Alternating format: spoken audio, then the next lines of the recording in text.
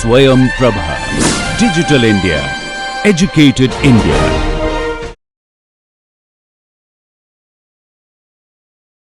We are learning the basics of building construction and we are currently studying the module on roofs. So the first thing we are going to learn about is what do we mean by roof and what are the basic elements that we need to learn about and what are the different types of pitched roofs. Gradually we are going to move on to different types of roof coverings. So the first thing we are going to cover today is the basics and a little bit of introduction about different types of pitched roofs. So what do we mean by roofs? Now a roof is a superstructure which is the uppermost part of the building, and this structural covering's main purpose is to protect the building and its residents from weather elements like the sun, rain, wind, snow, etc. Now specifically rain and snow is a factor that we need to really account for when deciding on the type of angle that we want on our roof. Now usually the construction is very similar to an upper floor, that is any intermediate floor that you may have above the ground floor, but we may choose different types of shapes and different materials based on the climatic conditions, the situation, the design we are going for and other requirements of the structure. Definitely the roofs should have adequate strength, stability and durability, and they should be able to also provide a little bit of thermal and sound insulation and fire resistance. Now the roof has structural elements of members to support the roof coverings, and these structural members can be either trusses, portals, beams, etc. And the roof coverings can also be various types of materials like AC sheets, GI sheets, wooden shingles, tiles, slates or even a slab, which is most common in a flat roofed structure. We will study all of this in detail, but before we get to it, we will first learn about the requirements of a roof. The roof should possess adequate strength and stability to support and carry the superimposed dead and live loads. Now it should be able to protect against different weather elements, and it should be very durable because we obviously want it to last as long as the structure does. It should definitely be waterproof, and proper drainage arrangements have to be provided so that in case, specifically in case of a flat roof, the rainwater should be drained off properly. So we have to provide drainage arrangements on the roof as well. Even in case of pitched roofs, gutters are provided to divert the water from the rain onto specific stormwater drainage. Other than this, the roof should also provide thermal insulation. Definitely we wouldn't want our structure to be heated up during excessive scorching sun. We also want it to be fire resistant and also provide adequate insulation against sound, because we would like our internal spaces to be slightly insulated from sound from the external factors. Now there are basic types of roofs. The first one is pitched or sloping roof. Now these have a sloping top surface, and these are most suitable in areas where there is heavy rainfall or snowfall. Now the buildings definitely will be limited in width. They would have more simpler shapes so that you can easily cover the top with a pitched surface. Flat roof is the next type of roof that we can have in our buildings. Now these are considered suitable for buildings in plain areas or in hot regions where rainfall is moderate and snowfall does not occur. Now flat roofs are equally applicable to buildings of any shape and size. So in this case, even if we have a curved building plan, it is possible for us to use a flat roof or terrace roof in that case. It is often difficult to accommodate a pitched roof if the plan is not very simplistic geometric in shape. Curved roofs, in this case the top surface is curved, and such roofs are provided if we want to give some architectural effect to our building, and they are more suitable for institutional buildings, public buildings like libraries, theatres, recreational centres or other places where we want to have some elaborate architectural style applied. Before we get into the different types of pitched roofs, which is the first type of roof we are going to study today, let's first learn the basic elements that constitute pitched roofs. So the first thing we need to learn about is called a span. Now this is the clear distance between the supports of an arch beam or roof truss. So if we have a certain distance above which the roof is to be constructed, this would be called as the span. The second is called a rise. Now this is the vertical distance from the top of the ridge and the wall plate. So you are essentially trying to denote this distance, this vertical distance between the midpoint of the span to the top of the ridge.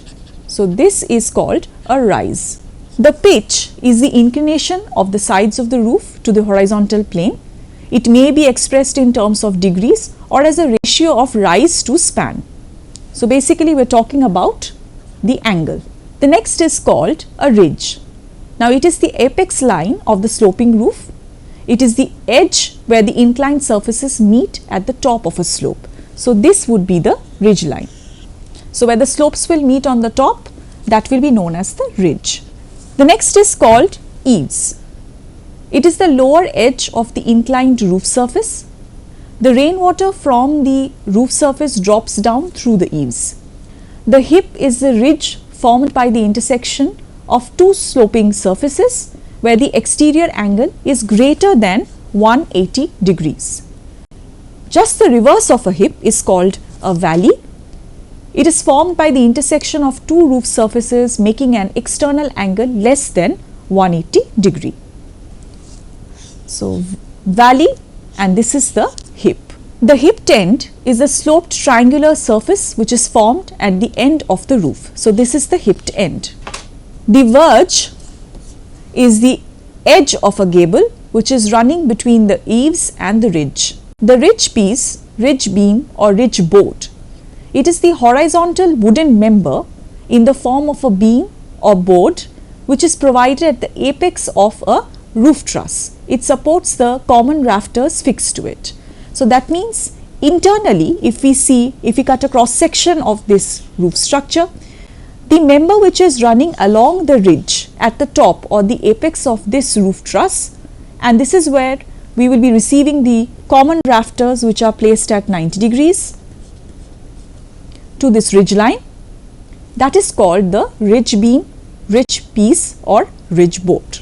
As we were talking about the common rafters, now these are the inclined wooden members running from the ridge to the eaves. So these members which are attached at the ridge on the top, these are known as the common rafters.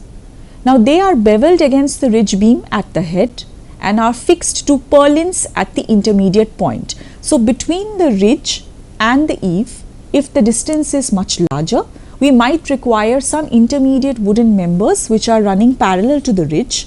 These purlins will be fixed at the intermediate level to the common rafters. Now they support the battens or the boardings which carry the roof coverings. Now the rafters are spaced about 30 to 45 centimeters center to center depending upon the roof covering material. So if we are using material which requires the members to be very close together, we would need more number of rafters, we would want to keep the spacing less. But if we are dealing with members which are much larger in size, for example sheets which are much larger in length and breadth, we may go for lesser number of members or greater spacing. We were talking about the purlins.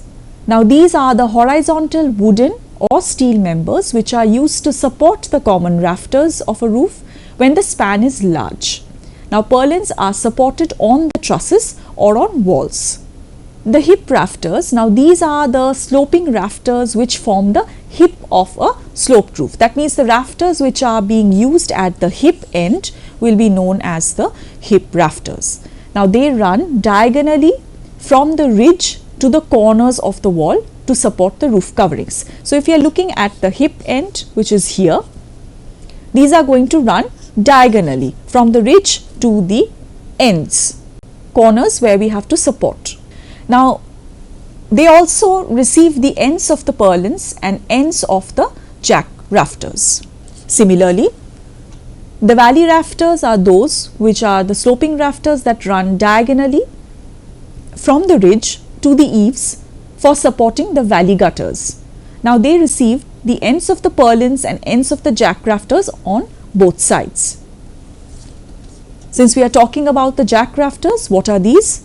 These are the rafters which are shorter in length which run from hip or valley to the eaves.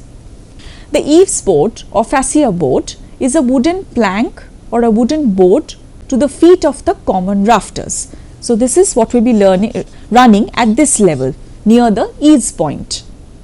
It is usually 25 mm thick and 25 mm wide, and the ends of the lowermost roof covering material rests upon it. The eaves gutter can also be secured to it. The barge board is a timber board which is used to hold the common rafter forming the verge. This is what the verge is, as shown in the figure here. The wall plates, these are long wooden members which are provided on the top of stone or brick wall for fixing the feet of the common rafters. Now, this is because we do not want to immediately rest all the members directly onto the wall, which may be made up of brick or stone. So, we are fixing the rafters at the lower level on these wall plates. Now, these are embedded from sides and bottom in masonry of walls and almost at the center of this thickness of the walls. So, if you are looking at the wall thickness, it will be at the center, it will be oriented along the center. Now, these wall plates actually connect the walls to the roof. As a result, the whole structure, the roof as well as the walls, will act as a unit. The post plate is similar to the wall plate, except that they run continuous and they are parallel to the face of the wall over the top of the posts and support the rafters at their feet. The battens are thin strips of wood. They are also called scantlings, which are nailed to the rafters for laying the roofing material on top. So, the roofing material does not directly rest upon the rafters, there is something in between, and those are the battens. The boardings, they act similar to the battens and are nailed to the common rafter to support the roofing material. The template is a square or a rectangular block of stone or concrete which is placed under a beam or truss to spread the load over a larger area. So, if we want to spread the load of the roof onto the structural members underneath and we want a good base to do so, the template is added between the truss and the beam, and we are ensuring that the load transfer happens smoothly.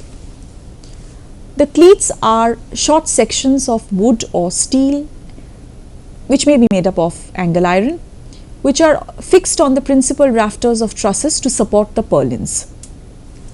The truss, now this is the total framework. So, a roof truss is a framework. Usually it is made up of triangles which are designed to support the roof covering or ceiling above the rooms. So, the entire structure made up of all the members that we were talking about so far together would form the truss.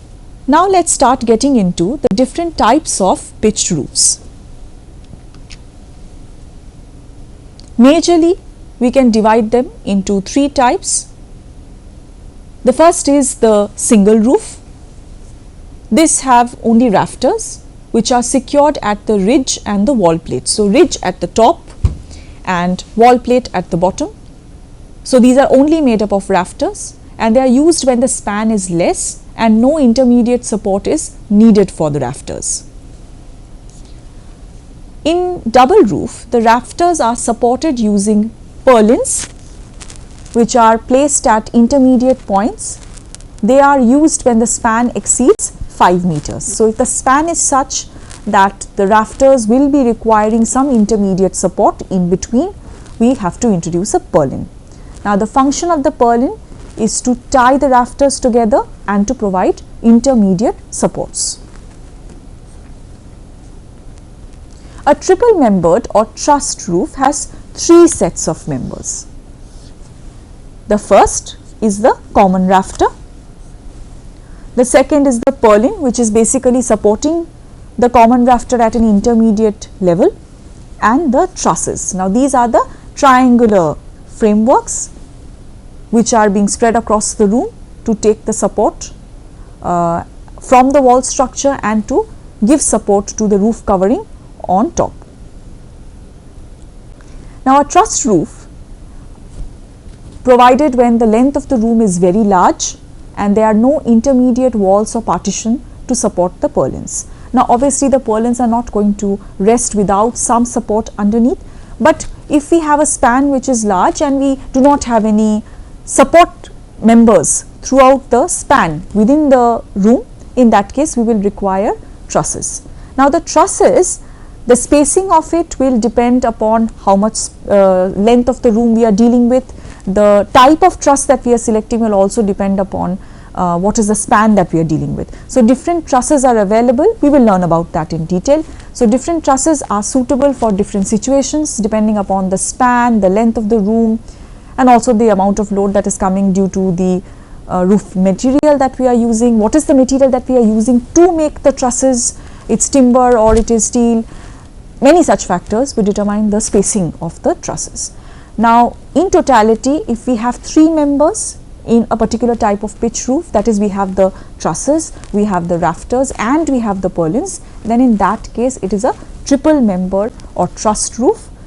If we are only taking the common rafters and the purlins, it's a double roof, and even if we do not need any intermediate support, so we can do away with the purlins and we can just take the common rafters, and that is enough. In that case it is a single roof. In addition to what we just learnt, we can also classify pitched roofs on the basis of shape. The first type of shape is called a lean-to roof. Now this is the most simple type of sloping roof, and it is provided when the span is very small, or if you are dealing with a veranda. So it has a slope only on one side. So lean-to roof, as in the roof is leaning to one side only. The gable roof is a common type of sloping roof which slopes in 2 different directions. So the 2 slopes meet at the ridge. So a vertical triangle is formed at the end face. So if you are looking at it from the side, we are forming a triangle. So that means there will be 2 inclined surfaces which will be meeting at the top, and that meeting point is going to be called a ridge. The hip roof is a type of roof which is formed by 4 sloping surfaces, and these surfaces are sloping in 4 different directions. The sloped triangles which are formed at the end, this is where the sloping faces are meeting. So that means this is one sloping surface, this is another, similarly there is another on this side, and just on the opposite side of this, the other face, there is another sloping side. So it's basically sloping in 4 different directions, and all these sloping surfaces are meeting at the top. So this is known as a hipped roof. The gambrel roof, this type of roof is such that the slope is in 2 directions, but there is a break in the slope. So that means it is not just forming a simple triangle, there is some amount of break. There is a change in angle halfway at the point where the sloping surfaces are moving. The mansard roof, like a hip roof, slopes in 4 directions, but even in this case there will be some sort of a break in the slope. So if it was completely straight and it's sloping in 2 different directions, we would call it the gable roof. If it is sloping in 2 directions but has a break in between, we will call it the gambrel roof. Similarly, if it is sloping in 4 different directions and it is straight slope line, in that case it's a hip roof. But if it has a break and it is sloping in 4 different directions, it would be known as a mansard roof. Now the deck roof, it is also sloping in 4 directions like the hip roof, but in this case what we are doing is we have a deck or a plane surface at the top. So that will be known as a deck roof. As the name suggests, there would be a deck or a plane surface on the top, but the sloping surfaces will be in 4 different directions. We can further classify the different types of pitch roofs. So we were talking about single roof, double or purlin roofs, and triple membered or trussed roofs. So first let's take a look at how we can further classify single roofs. Definitely a lean-to roof is a single roof because it only has the common rafters and doesn't make use of any purlins. So we can definitely have a lean-to roof. We may also call it a veranda roof because it is very commonly used in case of verandas. The other type of single roof is called a coupled roof. The third type is called couple close roof, and the fourth type is called collar roof. We will take a look at all of them one at a time. Then we will see what double or purlin roofs are like. Finally, we will move on to trussed roofs. Now, trussed roofs can be classified in different terms based upon the type of material that we are using or the shape that we have adopted for this truss roof, that is the number of members that we are using. It will become clearer when we look at the figures later. But nonetheless, some of the popular types of trussed roofs include king post truss roof, queen post, a combination of king and queen. We can also have a mansard roof truss, a truncated roof truss, a Belfast or latticed roof truss, and a composite roof truss. Finally, we can also adapt the usage of steel to make our roof trusses. Let's first start with the single roofs. The first one we are going to learn about is the lean-to roof. We already know what the shape is like. Let's learn a little bit more in detail about lean-to roof. The maximum span of the rafters is taken as 2.5 meter. Now, if we exceed 2.5 meters as the length of the rafter, it will become uneconomical because we would have to select a thicker section for our rafter, and we would also increase the weight of our roof. They are also known as a pent roof, that is another term which is used to describe a lean-to roof. We can also call it a aisle roof. It is the simplest type of sloping roof in which the rafters slope towards only one side. The wall on one side of the room or the veranda is higher than the wall or the pillar, whichever may be applicable, that is supporting the roof edge. So, because one side, which is the wall side, is higher and the post side is lower, the drainage becomes very easy. So, the water easily flows in a certain direction. A wooden wall plate is supported either on a steel corbel or a stone corbel, which is provided at 1 meter center to center. So, this wall plate is going to act as the connecting point. It is attached to the wall or the post that is supporting this side of the roof, and above this the overall roof structure would come. The slope is normally kept at 30 degrees. The common rafters are nailed to the wooden wall plate at their upper end and notched and nailed to the wooden post plate at their lower end. Now, sometimes iron knee straps and bolts are used to connect the rafters to the post plate. Now, these roofs are suitable for a maximum span of 2.5 meters and are usually provided for sheds, outhouses, verandas, etc. So, if we look at the figure, we will see that we have a wall plate or a post plate. Wall plate would definitely be on this side. If we have posts supporting the lower side, we can use a post plate. Now, this will be held in position with the help of a knee strap, as you can see here. Above this would come the rafters. Now, these are the rafters which I am hatching right now. These are the rafters. At one end it is connected on the top, one end it is forming the eaves.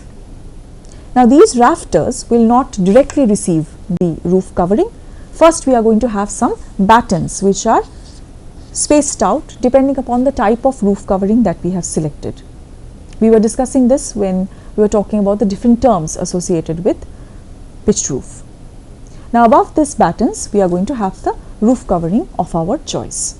The next type of single roof is called coupled roof. Now, this type of roof, it consists of a couple or a pair of rafters. So, it will slope on two different directions or sides from the ridge. So, from the ridge point, which is the top point, it is sloping in two different directions, but it will still be a type of single roof if we are not using any intermediate purlin to support our common rafters in the middle point. The upper ends of each pair of rafter is nailed to a common ridge piece. This is the ridge piece at the center. This is what is going to receive the common rafters from both the directions. Now, the lower ends are notched and nailed to the wooden wall plates, very similar to what we were seeing in the previous example, and it is embedded in the masonry on the top of the external walls. Now, this roof has a tendency to thrust outwards on the wall at the wall plate level. So, there will be an outward force thrusting, trying to move apart. Therefore, we try to limit the span and we try to restrict it around 3.6 meters. The next type is called the couple close roofs. This is very similar to the couple roof, which was the previous example, except that the ends of the couple of common rafters is connected by an additional horizontal member, which is called the tie beam. So, we have the ridge piece at the top, which is receiving the common rafters from both sides, but in addition to that we also have a tie beam, which is this member, this horizontal member. This prevents the rafters from spreading and thrusting out of the wall. So, the thrust action that we were talking about in the different directions at the wall plate level, to prevent that from happening, we are adding another horizontal member, a tie beam, which is holding the two ends and pulling them together. Now, the tie beam can be made up of wooden member or it can be a steel rod, and the connection between the wooden tie and the feet of the rafters is made with the help of a dovetail half joint if you are dealing with timber members. Now, there is one tie beam for each pair of rafters. Now, these tie beams can also be used as a ceiling joist when required. So, if we are dealing with the internal spaces, if we are looking at it from that side, we can also use these as ceiling joists. Now, this roof is economical and it is suitable up to 4.2. So, in the previous couple roof example, we could not exceed beyond 3.6 because we did not have that additional horizontal member pulling the purlins together, but in this case we can go up to 4.2 meters because of this additional member. Now, the rafters may sag in the middle if the span is more or there is some greater load on top of it. So, at this point we can notice some sagging. This can be checked by providing a central vertical rod called the king rod or king bolt. So, if we are dealing with the span towards the higher side, that is 4.2 side, and we see that there is a possibility that the load is more, it is possible that the purlins will start sagging. To give it additional support on top of this tie beam, which handles the thrust action, we can provide an additional king rod to give support. Now, this connects the ridge piece and the tie beam as shown in the figure here.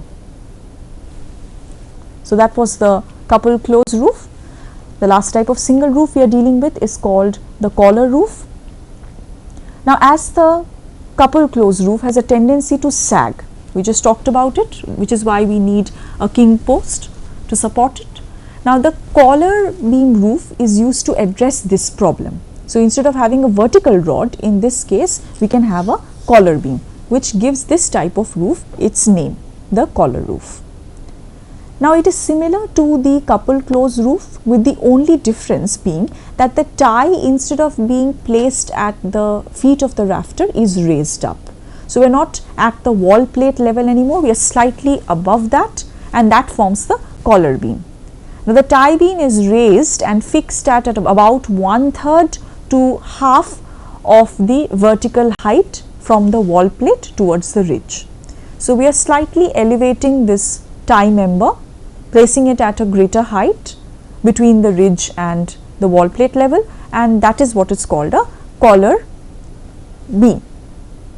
Now, this raised beam is known as a collar beam or a collar tie and is suitable for a span of up to 5 meters. So, previous example we were saying that 4.2 is the highest cap. Now, we can go up a bit more to up to 5 meters. A lower collar position gives a stronger roof, and a collar beam provides the roof with a greater height in the room, because now the tie beam, which was also acting as a ceiling joist, that has been elevated. So that means from the internal space point of view, we have actually increased the amount of height that we have by elevating this from the wall plate level to a little bit higher. So now the ceiling joists are a little bit higher. So that increases the height of the room from the internal space point of view. So those were the types of single roof. Now let's dive into double or purlin roof. Now this is known as a rafter and purlin roof, because in addition to having just the common rafters, single roof will only have the common rafters, but in this case we are adding another member, and that is known as a purlin. So this will have two structural elements, one is the rafter and the other is the purlin. Now the purlin is giving intermediate support to the rafters, which are being supported at the wall ends. Now the intermediate supports provided by the purlins help reduce the size of the rafters, making it more economical. So we do not want to exceed 2.5 meters in length of the common rafters. If we try to increase, it will become a little bit more uneconomical. We will need thicker section for our rafters, and also the weight of the roof will increase, increasing the overall cost of construction. So to avoid that, what we would do is we would introduce an intermediate member that allows us to break this length. So unlike the previous examples, this case we will have the rafter, which are these members, and the purlin, which is providing intermediate support. Now the rafters are provided fairly close, 40 to 60 centimeter center to center, and each rafter is supported at 3 points. So the first is at the bottom on the wall. We are using the wall plate to support the rafter at that end. The second point of support is the top, which is by the ridge beam.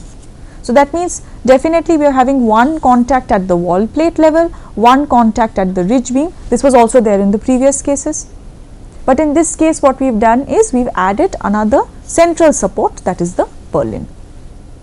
Now by supporting the rafter at this midpoint in this manner with the help of a purlin, the span is halved, thus enabling the rafter to be made considerably lighter. We do not need that thick of a section to support that rafter anymore. The problem of sagging will also not happen, because we are breaking it at the central point. Now for larger roofs, 2 or more purlins may be provided to support each other.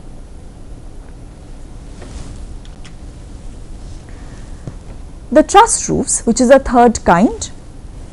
The truss roofs are frame structures that are used when the span of the roof exceeds 5 meter and there is no internal wall to support the purlin. Now obviously the purlin will require some form of a support mechanism. If that is not available to us, but we need a larger span, we have to go up to 5 meters. Definitely now the purlins have to be broken at 2.5 meters. We do not have the ability to support the purlin. So we are going to have to go for another structural type of member. This is the trussed roof. Now they are provided at suitable interval along the length of the room, and they are usually, there is a spacing of 3 meters or less. In that case we can use wooden trusses. If it is exceeding, we might have to go for metal members. Now the roof consists of 3 elements in this case. This is why it is also called a triple roof. The first one is of course the rafters. This will also, with the help of a batten, be supporting the roofing material, which could be anything from sheets to tiles. The second is the purlin, which is going to provide intermediate support to the rafters, and this purlin is actually not resting on any wall member because there aren't any available, because we need a clear span. These purlins are actually resting on trusses. Now these trusses are providing the support to the end of the purlins and reducing or removing the necessity of having wall supports. So this allows us to have clear internal spaces underneath. Now the trusses also support the ridge piece or the ridge beam at the top where the sloped surfaces are meeting. Again a quick glimpse at the types of trusses that we can have. We can have the king post roof truss, the queen post roof truss, a combination of the king and queen, We can have a mansard roof truss, a truncated roof truss, and a latticed or Belfast roof truss. With respect to materials, we can also have a composite roof truss and steel sloping roof trusses. Let's take a look at each of them in detail. The first one we are going to learn about is called a king post truss. A king post truss consists of the following components. The first one is the lower tie beam. This is the lower tie beam, the one I am hatching in the figure right now. The second is we have two inclined principal rafters. The principal rafters are here, as you can see over here, 10 to 15 centimeter in size. We will have two struts. These are the strut members, and we would also have the king post, this vertical member. Now this is what gives this type of truss its name. Now the principal rafters support the purlins, while the purlins support the closely spaced common rafters. So these principal rafters are actually taking the purlin, as you can see here I am highlighting. These purlins are in turn supporting the common rafters, and this is what is going to form the base above which we are going to fix the roofing materials. We might also add some battens or boarding. As you can see here, a 2 centimeter boarding has been used on top of the common rafters, above which the roofing material will be fixed. Now the spacing of the king post truss is limited to 3 meter center to center, and the truss is suitable for a span between 5 to 8 meters. So this is the span, that is wall to wall. We can have a distance of 5 to 8 meters, and if we look at the length of the room, the spacing of the king post truss is limited to 3 meters center to center. So at every 3 meters we are going to have to place the king post truss above which these members will rest. The lower horizontal tie beam, which receives the ends of the principal rafters and prevents the wall from spreading out due to the thrust action. So the same reason we were introducing a tie beam earlier, the reason remains the same. This thrust action is prevented. Now the king post prevents the tie beam from sagging at its center of span. The struts which are connecting to the tie beams and the principal rafters in inclined direction, they prevent the sagging of the principal rafters, because in this direction also there might be sagging of the principal rafters, and we are supporting the that action with the help of a strut. Now the ridge beam is provided at the apex of the roof to provide an end support to the common rafters. So the common rafters will obviously have one connection at the top and one connection at the bottom at the wall plate level. Now the trusses are supported on the bed blocks of stone or concrete, which is embedded in the supporting walls to distribute the load to a greater area. Now the principal rafter is joined to the tie beam by a single abutment and tenon joint or by a girdle joint. Now the joint is further strengthened with the help of a iron heel strap, which is used at this point to kind of strengthen the overall connection. The head of each strut is fixed to the principal rafter by an oblique mortise and tenon joint, and at its head the king post is joined to the ends of the principal rafter with the help of a tenon and mortise joint. Now purlins, which are made up of stout timber, are placed at 90 degrees to the sloping principal rafters and are secured to them through cogged joints and cleats. Now cleats which are fixed on the principal rafter prevent the purlin from tilting. So these are depictions of the different types of connections that we can have in the king post truss. The next type of truss is called the queen post truss. The queen post has two vertical posts instead of one. So if we have one vertical post in the center, that is called a king post truss. If we have two vertical members instead of one, that is known as a queen post truss. Now these vertical posts are known as queen posts, but they are connected on the top by a horizontal piece which is known as a straining beam. This is the straining beam which is connecting the two queen posts at the top. Now the two struts are provided to join the feet of each queen post to the principal rafters. So very similar to what we saw in the previous case. The queen posts are tension members. The straining beams receive the thrust from the principal rafters and keeps the junction in stable position. A straining sill is placed on the tie beam. This is the level. On the tie beam itself also, between the two queen posts, we have a straining sill. This will prevent the thrust from the inclined struts, because these struts might cause some sort of a movement in this direction, and that is prevented, and the posts are kept in their place with the help of a straining sill. Now in absence of the straining sill, the thrust from the strut would tend to force the foot of the queen post inwards, so it would move in this direction.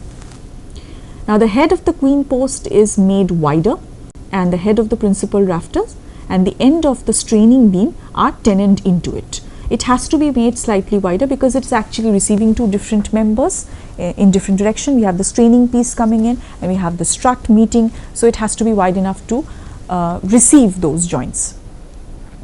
Now these trusses are suitable for a span between 8 to 12 meters. So unlike the king post, which is limited to 5 to 8 meters, here we can go beyond 8 meters up to 12 meters. Now we can also use a combination of the king and the queen post. Now these trusses can be used for much greater spans. Unlike the previous one where we are limited to 12 meters, these trusses can go up to 18 meters. Now for greater span, the queen post truss can be strengthened by one more upright member, which is called the princess post, which is on each side. So what we are doing here is we are creating a combination of both king post and queen post. So what we are having is, at the lower level, in the first example, we are having the queen posts, that is the two vertical members, and for the upper part we are introducing again a vertical post, the king post. So we are from the top to bottom having the king post on the top and the queen posts in the bottom. Now for additional support, because we are making a much bigger span, we can also have few more vertical supports beyond the queen post. These will be known as the princess posts. Another arrangement can be such that in this case we have the central king post followed by the queen post, then followed by the princess post as we move from the central ridge point towards the wall plate. In both cases, the shape of the internal space that we are getting will be different. The mansard roof truss, in this roof truss we see it's a combination again of the king post and the queen post. The only difference is in the shape, as you can see. Now this type of roof truss was actually named after its designer, Francois Mansard, who was a French architect, and he used this combination of king post and queen post, and it is a two-story truss where the upper portion consists of the king post truss and the lower portion consists of the queen post. So in the previous example we may place it one after the other as well, but here the upper part is for the king post and the lower part is for the queen post, and the entire truss has two pitches. So in the previous thing we were seeing that the slope is straight, but here we are breaking the slope and there is a break in the middle here. This is resulting in two pitches. Now the upper part, which is a king post truss part, there the angle of this or the pitch of the roof will vary between 30 to 40 degrees, while the lower pitch, which is for the queen post portion, that will be from 60 to 70 degrees. This truss enables the provision of a room between the two queen posts. Now the design of the truss may also vary according to the desired condition. So we may introduce different types of arrangement of members as depicted here, depending upon the span, depending upon the requirements of the design, the type of roofing material we have selected, the internal space we are building, etc. So for the king post portion also we would have struts. The queen post would be receiving the principal rafter. It will also be connecting these tie members, above which we would have the common rafter, and then we would have the roofing material on top. The next type of truss is called a truncated truss. A truncated truss is similar to the mansard truss, except that its top is formed flat. We do provide a gentle slope on the top so that there is ease of drainage. Definitely a completely flat surface will not be able to drain the water out. So, it is similar to what we were dealing with before, but in this case we are creating a flat surface on top. Now, this type of truss is used for specific purposes when it is required to provide a room in the roof between the two queen posts of the truss. Because we have created a flat surface on top, it is possible for us to accommodate some usable room on top. The next type is called the Belfast roof truss. This is also known as the latticed roof truss, and it is actually constructed in the form of a bow. So, this is a curved roof. Now, it consists of very thin sections of timber with its top chord curved. Now, if the roof covering is light, this roof truss can be used up to a span of 30 meters. So, we are creating small sections, thinner sections of timber which together would be able to create a curved cross section. The next type of roof truss is a composite roof truss. So, here we are talking about the type of material that is used to create these roof trusses. Now, composite roof trusses are made with two materials, timber and steel. Now, the tension members in the overall truss structure, which are the members which require our tension to accommodate tension, in that case we will be using steel. If we have compression members, they are going to be made up of timber. So, that is the principle behind the composite roof truss. Tension members are made up of steel, compression members are made up of timber. Now, if the tension members are made up of timber, their sections will become very, very heavy because of the reduction of the section of the joints. So, this would make the overall structure heavy. It would reduce the capability of it taking up the span. We would also have to provide additional support.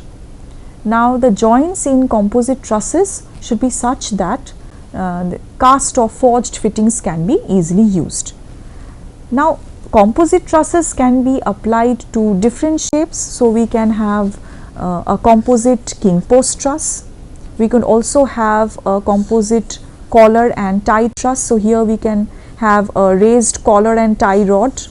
There also we can use composite members, and we can also have a composite hoe roof truss. We haven't yet studied hoe roof. We will look at it as a shape of a type of truss in steel trusses as we move along in this module. But nonetheless, different shapes of trusses are possible, and we can apply composite roof trusses to many of those types. Of course, steel can also be used to make roof trusses. Now, when the span exceeds 10 meters, timber trusses become heavy and uneconomical, though of course we can use it up to 18 meters. We have seen spans much greater than 10, but definitely the number of members that we are using, the cross section of the members will become heavier. So, it will be a bit more expensive to go for timber trusses. So, steel trusses might become more economical if we are looking for larger spans which are above 10 meters. Now, this would become more applicable in constructions which are not in hilly areas, because in hilly areas it is possible that timber is available easily, and the cost of timber in construction will be far less in hilly regions where it is abundantly available.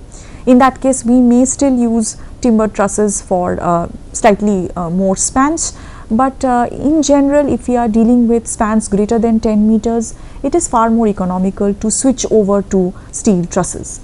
Now, these can be used in all types of construction, and they are fabricated from roll steel structural members. We can use channels, angles, T-sections and plates to make our steel roof trusses. And because of its inherent properties, steel roof trusses are able to resist both tension and compression. So, in the previous case where we were talking about composite roof trusses, where we saw that in tension members we were applying steel, in compression we were taking care of it with the help of timber. But in this case, when we are having the entire roof truss made up of steel, we can take both tension and compression. So that will not be an issue structurally for us. Now they can be grouped predominantly in 4 categories. Many shapes are possible.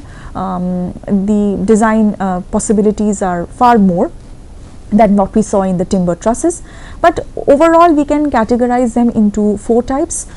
We have open trusses, north light trusses, bowstring trusses, and arched rib trusses or solid arched ribs in case of steel roof trusses.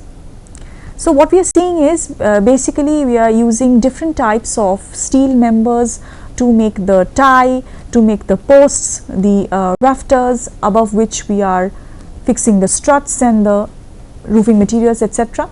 So mostly we are trying to replace the previous style with the use of members made up of rolled steel structural members like channels or angles or T-sections. We will study further in detail the different types of steel trusses in the next lecture within this module. But before we say goodbye for today, we'll take a quick recap to whatever we learned today. So we were learning about predominantly pitched roofs in today's lecture.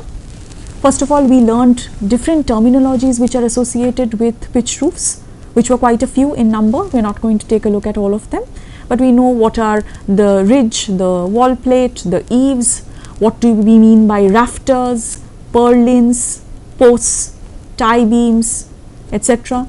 So we have used different types of terms to describe different parts of our pitched roof. Predominantly we can differentiate between pitched roofs in 3 types: single roof, double or purlin roof, and triple membered or framed or trussed roofs. So the first type, that is a single roof, here we are only having common rafters, no other member. In case of the double or the purlin roof, we will have 2 members. One is the common rafter and the other is the purlin, which provides intermediate support. In case of the triple member, as the name suggests, we will have 3 members. The first is the common rafter, then is the purlin for intermediate support, and the last is the truss. Because we do not have a wall to support our intermediate purlin, we are actually providing trusses. Now single roofs can further be classified as lean-to roof, in which there is only one side the roof is sloping towards. We can have the coupled roof, where we have 2 sets of common rafters sloping in 2 different directions meeting at the ridge. We can have the couple close roof, and we can have the collar beam or the collar tie. In the second 2, we are actually using horizontal members to connect the rafters to prevent the thrust action from acting at the wall plate level. The double and the purlin roof, of course, will have 2 types of members, as I already mentioned, the rafters and the purlins, which will be supporting the rafters at the midpoint. As a result, we can make our roofs more for a greater span. Anything above 2.5 meters for the common rafter would be uneconomical. So if we are dealing with a span higher than 2.5 meter, we will have to use some form of a purlin.